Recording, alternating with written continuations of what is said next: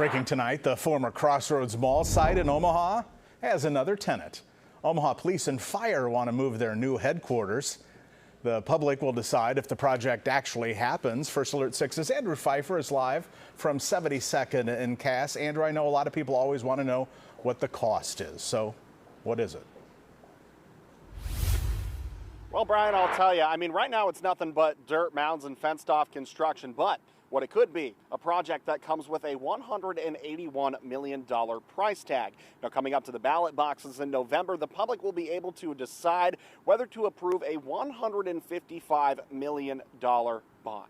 So that's the price tag for this project. This project is designed for a new administrative headquarters for both Omaha Police and Omaha Fire Departments.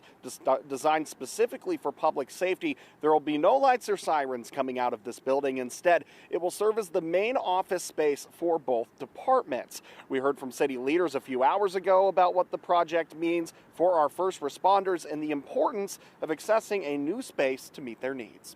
This is an office building that gives us an opportunity to house the leaders of police and fire together for the first time in the history of the city of Omaha. We also heard from chiefs of the both fire and police departments this afternoon who tell me their old spaces they have simply outgrown. Our current police headquarters was built in 1970 with a square footage of 112,000.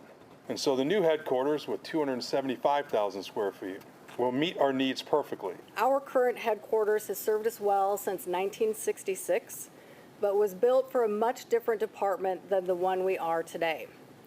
This project is not about replacing an old building. It is about creating a headquarters that allows us to better serve our community for decades to come.